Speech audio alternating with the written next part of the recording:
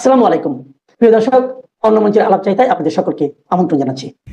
আজকের আলোচনা বারুইপুরের ঘটনা নিয়ে। আপনারা বলুন তো, অপরাধের কি কোনো ধর্ম হয়? একজন ধর্ষক বা খুনির পরিচয় কি তার ধর্মীয় পরিচয় দিয়ে নির্ধারিত হবে, নাকি তার পরিচয় কেবলই একজন অপরাধী? পশ্চিমবঙ্গের বারুইপুরের ঘটনা আপনাদের কাছে নতুন করে বলার কিছু নেই। একটি নাবালিকা কিশোরীকে গণধর্ষণ ও হত্যার ঘটনায় আজ পুরো রাজ্য স্তব্ধ, শোকার্ত। কিন্তু ঠিক এই আবহেই ওপার বাংলায়, মানে বাংলাদেশে বসে একদল তথাকথিত সাংবাদিক এবং উগ্রপন্থী সংবাদ মাধ্যম এই মর্মান্তিক ঘটনাকে নিয়ে এক নোংরা খেলা শুরু করেছে। আমার দেশ পত্রিকার মতো জামাত ঘেঁষা সংবাদ মাধ্যমের আজকের হেডলাইন কি দিয়েছে জানেন? তারা লিখছে, জনরোষ ধামাচাপা দিতে মরিয়া শুভেন্দু সরকার। আমরা এই বিষয়টা নিয়ে কিছু কথা আজকে বলবো এবং সেই কথা বলার আগে আর একটা ছোট্ট স্কুপ নিউজ আপনাদেরকে দিয়ে দিই। আপনারা জানেন যে এই ঘটনায় 3 জনকে গ্রেপ্তার করা হয়েছিল এবং প্রথমে গতকাল আরও একজনকে গ্রেপ্তার করা হয়েছে, মোট 4 জন। এই 4 জনের মধ্যে একজন অভিযুক্ত যে ওই মেয়েটিকে নিয়ে গিয়েছিল, রাস্তায় থেকে ডেকে নিয়ে গিয়েছিল ওই ধর্ষণ এবং খুনের জায়গায়, এবং যে একজন প্রধান অপরাধী সেই প্রভাস মণ্ডলকে নিয়ে গতকাল রাতে পুলিশ ঘটনার পুনর্নির্মাণ করতে গিয়েছিল এবং রাত প্রায় 1টা নাগাদ গিয়েছিল, যা খবর পাচ্ছি। সেখানে গিয়ে পুনর্নির্মাণ করবার সময় রাতের অন্ধকারের সুযোগ নিয়ে সেই যে অপরাধী প্রভাস মণ্ডল, সে তার কাছে যে কনস্টেবল ছিল সেই কনস্টেবলের রাইফেল কেড়ে নিয়ে সে পালাতে যায় এবং সে যখন পালাচ্ছে সে গুলিও পর্যন্ত চালিয়েছিল। এই খবরটা কিন্তু পাওয়া যাচ্ছে, যদিও সেই গুলি কারো লাগেনি। কিন্তু যখন সে পালিয়ে যাচ্ছিল তখন পুলিশকে বাধ্য হয়ে গুলি চালায় তখন, এবং সেই গুলিতে সে আহত হয় মারাত্মকভাবে। তাকে হাসপাতালে, বারুইপুর হাসপাতালে নিয়ে যাওয়া হয়। সেখানে গিয়ে তার মৃত্যু হয়। তাকে বলা হয় যে ব্রড ডেড, অর্থাৎ মৃত অবস্থায় আনা হয়েছে।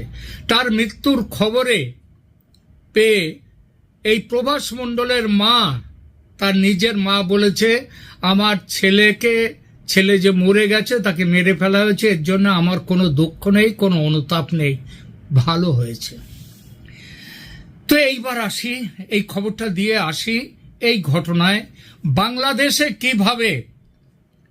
কিভাবে এইটা নিয়ে রাজনীতি শুরু হয়েছে এবং এই রাজনীতির পেছনে সেখানকার হিন্দুদেরকে সবক শেখানো, তাদের উপর নতুন করে আক্রমণ করার একটা প্রচেষ্টা যে তৈরি হচ্ছে, সেটা নিয়েই এখনকার এই আলোচনাটা করব। সেইটাই উদ্দেশ্যেই কিন্তু এই প্রচার, সেখানে অপপ্রচার শুরু হয়েছে বাংলাদেশে। পুরো খবরটার দিকে তাকালে আপনার গা শিউরে উঠবে। কিভাবে একটা চরম অপরাধকে, একটা বাচ্চার মৃত্যুকে সাম্প্রদায়িক উস্কানি দেওয়ার হাতিয়ার বানানো হচ্ছে বাংলাদেশে। নিহত মেয়েটি মুসলমান আর অভিযুক্তরা হিন্দু। প্রসঙ্গত বলে রাখি, এইটাই হচ্ছে ওদের প্রোপাগ্যান্ডা ছড়ানোর জন্য যথেষ্ট। কিন্তু এই প্রসঙ্গে বলি যে চতুর্থ যে গ্রেপ্তারিটা হয়েছে সেটা কিন্তু একটি মুসলিম, এই ব্যাপারে, এই খুন ধর্ষণের মামলায়। যাই হোক, আমার বক্তব্য সেটা নয়। এরা যে সবাই হিন্দু, এটাই ওদের প্রোপাগ্যান্ডা ছড়ানোর জন্য যথেষ্ট। মৃতদেহের ওপরে দাঁড়িয়ে তারা রাজনীতি করছে, ভুক্তভোগী পরিবারের বয়ানকে বিকৃত করছে। কেন? কারণ পশ্চিমবঙ্গে এখন বিজেপি সরকার আর শুভেন্দু অধিকারী সরকারকে কালিমালিপ্ত করতে হবে। মমতা বন্দ্যোপাধ্যায় নির্বাচনে পরাজয়ের পর এই আমার দেশ এবং এর স্বগোত্রীয় পত্রিকাগুলো তারা কি মরা কান্না কেঁদেছে এবং জামাত কি কান্না কেঁদেছে সেটা আপনারা জানেন, নতুন করে আর সেটা বলবো না। তো আজকে এই সরকারকে কালিমালিপ্ত করতে হবে, কিন্তু আজ আমরা এই প্রতিবেদনে এই প্রোপাগান্ডা একেবারে ধুয়ে দেব। আজ তথ্যের মুখোমুখি দাঁড় করাবো সেই ঢাকার মিডিয়াকে যারা নিজেদের দেশে হিন্দু মেয়েদের ওপর হওয়া নারকীয় অত্যাচার নিয়ে মুখে কুলু পেটে বসে থাকে আর ভারতের দিকে আঙুল তোলে, মিথ্যে খবর ছড়ায় ভারতে মুসলিমরা তাদের নাকি গণহারে তাদের হত্যা করা হচ্ছে ইত্যাদি, মুসলিম মেয়েদের। ব্যাপারটা যে উল্টো সেটা আজকে তাদের বোঝাবো। আজ লাইভ এক্সরে হবে ওপার বাংলা আর এপার বাংলার বিচার ব্যবস্থার। শেষ পর্যন্ত শুনবেন, কারণ আজ সত্য কথা বলতে আমরা কোনো দ্বিধা করব না। প্রথমে আসা যাক বারুইপুরের ঘটনায়। ঘটনাটি ঘটার পর শুভেন্দু অধিকারীর সরকার বা আমাদের পুলিশ প্রশাসন কি হাত গুটিয়ে বসেছিল? একদমই নয়। জাস্ট 24 ঘন্টার মধ্যে মূল অভিযুক্তদের চিহ্নিত করে গ্রেপ্তার করা হয়েছে। আর শুধু কি গ্রেপ্তার, শুভেন্দু অধিকারী নিজে গিয়েছেন সেই নির্যাতিতা যে নিহত মেয়েটি তার বাড়িতে, তার বাবা মার সাথে দেখা করেছেন এবং তাদেরকে আশ্বাস দিয়েছেন যে এই তাদের মেয়ের যেভাবে নিহত হয়েছে মেয়ে, তার উপরে যে অত্যাচার হয়েছে তার বিচার পাবেন তারা। এবং তার বাবা মা সে কথা শুনে খুশি, তারা বলেছেন যে মুখ্যমন্ত্রীর ওপরে আমাদের পুরো বিশ্বাস আছে। অথচ বাংলাদেশের পত্রিকা বলছে শুভেন্দু সরকার, শুভেন্দু গভর্নমেন্ট তারা ধামাচাপা দিতে চাইছে এই ঘটনা। নক্কারজনক বললে কম বলায়, এরা সাংবাদিক, এরা সংবাদপত্র। বলি গত রাতে কি হয়েছে সেই ঘটনায়। আইনের শাসন কাকে বলে তা গতকাল রাতে বারুইপুরের পুলিশ দেখিয়েছে। আগে যে খবরটা দিলাম, ঘটনার পুনর্নির্মাণের জন্য যখন প্রধান অভিযুক্ত প্রভাস মণ্ডলকে নিয়ে যাওয়া হয়েছিল, সে পুলিশের বন্দুক ছিনিয়ে নিয়ে পালানোর চেষ্টা করে, আর পুলিশ প্রশাসন সেখানে দাঁড়িয়ে তামাশা দেখেনি। আত্মরক্ষার্থে এবং একজন দাগী অপরাধীকে রুখতে পুলিশ গুলি চালাতে বাধ্য হয়, যাকে সহজ বাংলায় বলা যায় এনকাউন্টার। এনকাউন্টারে খতম হয়েছে সেই নরপিশাচ প্রভাস মণ্ডল। এই প্রভাস মণ্ডলের ধর্মীয় পরিচয় কি ছিল তা ভারতের পুলিশ দেখেনি। সে হিন্দু নাকি মুসলমান তা ওই হিন্দুত্ববাদী বিজেপি সরকার, শুভেন্দু অধিকারীর সরকার বিচার করেনি, বিচার করেছে তার অপরাধের। ভারতের মাটিতে পক্সো আইন এবং ফাস্ট ট্র্যাক কোর্টের যে পরিকাঠামো রয়েছে সেখানে অপরাধীর ছাড় পাওয়ার কোনো জায়গা নেই। অথচ ঢাকা থেকে বসে এজেন্ডাধারীরা, মিডিয়াগুলো, এজেন্ডাধারী মিডিয়া, তারা বলছে কি, তারা বলছে যে শুভেন্দু সরকার হিন্দু অপরাধীদের বাঁচাতে মরিয়া। বলি চোখ দুটো কি অন্ধ হয়ে গেছে বাংলাদেশের সংবাদ মাধ্যমের? নাকি প্রোপাগান্ডা ছড়াতে ছড়াতে মগজটাই একেবারে পচে গেছে? যে অপরাধী পুলিশের গুলিতে মরল তাকে বাঁচানোর চেষ্টা কোথায় দেখলেন তারা? ধামাচাপা দেওয়ার চেষ্টা কোথায় দেখলেন তারা? আসলে কি জানেন, এদের উদ্দেশ্য বিচার পাইয়ে দেয়া নয়, এদের উদ্দেশ্য পশ্চিমবঙ্গের মাটিতে দাঁড়িয়ে একটি সাম্প্রদায়িক অশান্তি তৈরি করা এবং সেই অশান্তির আগুন বাংলাদেশে ছড়িয়ে সেখানকার যেসব হিন্দু পরিবার আছে তাদের ওপরেও সেই আগুনটাকে ছড়িয়ে দেয়া। এইটাই তাদের উদ্দেশ্য। চলুন এবার একটু ওপার বাংলা যারা এত সমালোচনা করছে তাদের দিকে তাকানো যাক। যে আমার দেশ পত্রিকা আজ ভারতের আইন শৃঙ্খলা নিয়ে জ্ঞান দিচ্ছে, তাদের একটু আয়না দেখাই। বাংলাদেশে হিন্দু মেয়েদের এবং হিন্দু পরিবারের উপর যে পদ্ধতিগত প্রাতিষ্ঠানিক অত্যাচার চলে তা নিয়ে কটা হেডলাইন করেছে তারা। আমরা ভুলে যাইনি পটুয়াখালীর সে নৃশংস ঘটনা, আমরা ভুলে যাইনি দীপুচন্দ্র দাসের ভয়াবহ হত্যাকাণ্ড। বাংলাদেশে যখনই কোনো রাজনৈতিক অস্থিরতা হয়, যখনই কোনো ক্ষমতার রদবদল হয়, সবার আগে সব টার্গেট করা হয় কাদের? ওখানকার সংখ্যালঘু হিন্দুদের। তাদের বাড়িঘর জ্বালানো হয়, মন্দিরে ভাঙচুর চালানো হয়, আর তাদের মা বোনেদের ওপর নেমে আসে চরম যৌন নির্যাতন।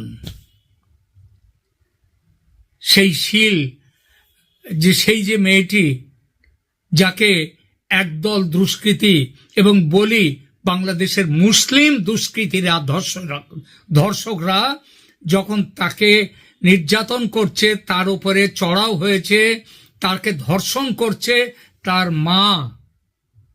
মা করুণ কণ্ঠে বলেছিল শুধু একটা কথা, বাবা তোমরা এক এক করে এসো, আমার মেয়েটা বাচ্চা, ওকে বাঁচতে ও সহ্য করতে পারবে না। এই হচ্ছে বাংলাদেশ, সেখানকার হিন্দু মেয়েদের উপরে অত্যাচারের ছবি। আমি ঢাকার ওই সাংবাদিকদের জিজ্ঞেস করতে চাই, বাংলাদেশে হিন্দু মেয়েদের উপর নির্যাতনকারী কোন মুসলিম ধর্ষক বা অপরাধীর ক্ষেত্রে আজ পর্যন্ত আপনাদের পুলিশ প্রশাসন কি কোনো এনকাউন্টার করেছে? আজ পর্যন্ত কোনো ফাস্ট ট্র্যাক কোর্টে দাঁড়িয়ে 3 মাসের মধ্যে কোনো অপরাধীর ফাঁসি হয়েছে? না, হয়নি। সেখানে অপরাধীরা বুক ফুলিয়ে ঘুরে বেড়ায়, কারণ তারা জানে যে তাদের মাথায় আছে উগ্রপন্থী রাজনৈতিক দল এবং সেই দলের সরকারের ছাতা। সেখানে পুলিশ নিষ্ক্রিয় দর্শক হয়ে দাঁড়িয়ে থাকে। দীপুচন্দ্র দাসের হত্যার বিচার আজ কোথায়? নোয়াখালী, রংপুর কিংবা সালার ঘটনার বিচার কোথায়?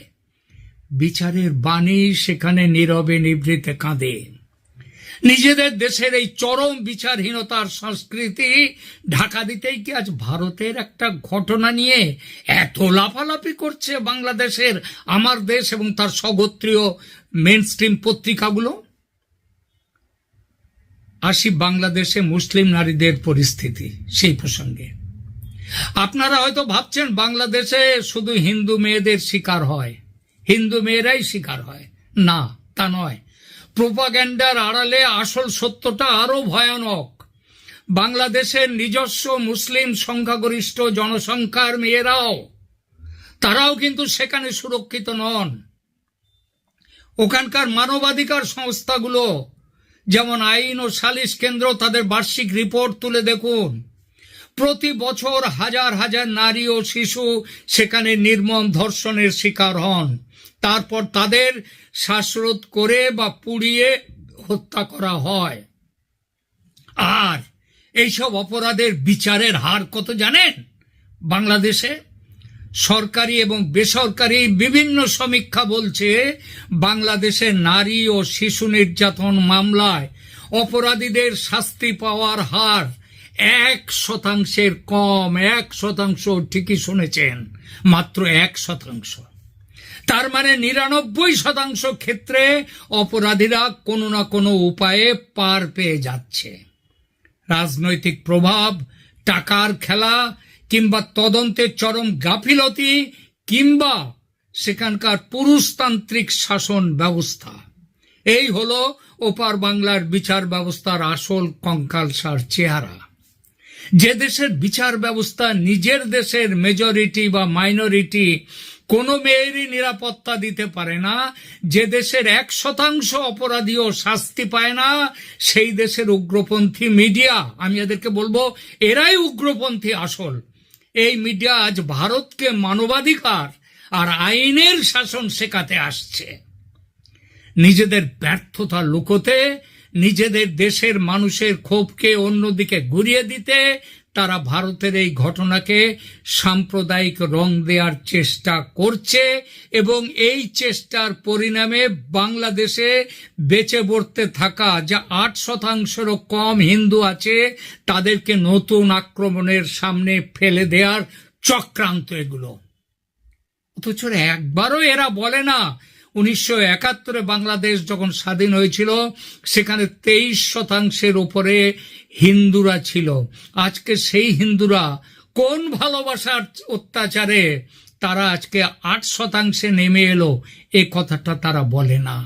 আসুন একটা সহজ তুলনা করি, যা দেখলে দুধ কা দুধ আর পানি কা পানি আলাদা হয়ে যাবে। আইনি কঠোরতা, এই ব্যাপারে পশ্চিমবঙ্গের কিংবা ভারতের কি এখানকার আইন? এখানে পক্সো আইন আছে, এখানে ফাস্ট ট্র্যাক কোর্টের মাধ্যমে দ্রুত বিচার হয়। বাংলাদেশে সেখানে ট্রাইব্যুনাল থাকলেও রাজনৈতিক প্রভাবে বছরের পর বছর মামলা ঝুলে থাকে। রামিজার মতো ভাগ্যবতী সেখানে খুব কম থাকে। রামিজাকে চিনতে পেরেছেন, বাচ্চা মেয়েটি, তাকেও ওখানে ধর্ষণ খুন করা হয়েছে। এরপর পুলিশি পদক্ষেপের হিসাবটা দেখুন। পশ্চিমবঙ্গে অপরাধীর ধর্ম না দেখে কঠোর অ্যাকশন নেওয়া হয়। বারুইপুরের ঘটনায় 24 ঘন্টার মধ্যে গ্রেপ্তার এবং এনকাউন্টার হয়েছে। আর বাংলাদেশে অপরাধী উগ্রপন্থী বা প্রভাবশালী হলে পুলিশ নিষ্ক্রিয়। এনকাউন্টার বা দৃষ্টান্তমূলক শাস্তির নজির একটাও নেই। মিডিয়ার ভূমিকাটা কি? পশ্চিমবঙ্গে অপরাধীকে অপরাধী হিসেবেই দেখা হয় এবং ন্যায় বিচারের দাবি তোলে। আর বাংলাদেশ, ওখানে আমার দেশের মতো পত্রিকাগুলো অপরাধের মধ্যেও ধর্মীয় মেরুকরণ খোঁজে এবং মিথ্যা প্রোপাগান্ডা ছড়ায়। প্রিয় দর্শক, ভারত একটি ধর্মনিরপেক্ষ গণতান্ত্রিক রাষ্ট্র। এখানে আইনের চোখে সবাই সমান। অপরাধী কোন ধর্মের তা দেখে এখানে সাজা ঠিক হয় না। বারুইপুরের ঘটনা তার সবচেয়ে বড় প্রমাণ। কিন্তু বাংলাদেশে বিচার ব্যবস্থা, আজ বাংলাদেশের বিচার ব্যবস্থা উগ্রপন্থীদের পকেটে বন্দী হয়ে আছে। শেষ করি আলোচনা। বারুইপুরের সেই নিষ্পাপ মেয়েটি আজ আমাদের মধ্যে নেই। তার পরিবারের এই ক্ষতি কোনো কিছু দিয়েই পূরণ করা সম্ভব নয়। কিন্তু আমরা নিশ্চিত ভারতের মাটিতে দাঁড়িয়ে তার পরিবার সম্পূর্ণ ন্যায় বিচার পাবে এবং সেটা পাবে এই শুভেন্দু অধিকারীর হিন্দুত্ববাদী বিজেপি সরকারের কাছে। এর আগে দুধেল গাইদের যে সরকার ছিল মমতা ব্যানার্জি, কিংবা তারও আগে 34 বছর ধরে যে সরকার ছিল বামেদের, কমিউনিস্টদের সরকার, তাদের আমলেও হাঁসখালি ধর্ষণ কাণ্ড হয়েছিল। বাস থামিয়ে কোনো বিচার হয়নি, বিচার পায়নি। কারণ ধর্ম দেখে তারা সেদিন করেছিল। কিন্তু হিন্দুত্ববাদী এই সরকার, তারা ধর্ম দেখে না। ভারতের মাটিতে দাঁড়িয়ে এই মেয়েটির পরিবার, বারুইপুরের মেয়েটির পরিবার সম্পূর্ণ ন্যায় বিচার পাবে। কোনো অপরাধী ছাড় পাবে না। তা সে প্রভাসের মতো এনকাউন্টার হোক বা অন্য কোনো কারণে কোনো ব্যাপারেই হোক না কেন, তাদের বিচার হবে। আর ওপার বাংলার প্রোপাগান্ডাবাজদের উদ্দেশ্যে শুধু এইটুকুই বলবো, মৃতদেহ নিয়ে রাজনীতি করা বন্ধ করুন। পশ্চিমবঙ্গের মানুষ এত বোকা নয় যে আপনাদের এই সস্তা উস্কানিতে পা দেবে। এখানে শুভেন্দু অধিকারীর সরকার অপরাধীদের জম, তাদের রক্ষাকর্তা নয়। নিজেদের দেশের দিকে বরং তাকান, নিজেদের মা বোনেদের দিকে তাকান, তাদের নিরাপত্তা নিশ্চিত করুন। সেটা না করে ভারতের দিকে আঙুল তোলার এই আঙুলটাকে সরিয়ে নিজেদের ঘাড়ে, নিজেদের দিকে দিন। প্রিয় দর্শক, আপনাদের কি মনে হয় বাংলাদেশের মিডিয়ার এই নোংরা অপপ্রচারের আসল উদ্দেশ্য কি? সেটা কি ওখানে আবার হিন্দুদের উপরে এই নিয়ে আবার অত্যাচার চালানো? সেই চেষ্টা কিন্তু দেখা যাচ্ছে। কমেন্ট সেকশনে আপনাদের মতামত অবশ্যই জানান।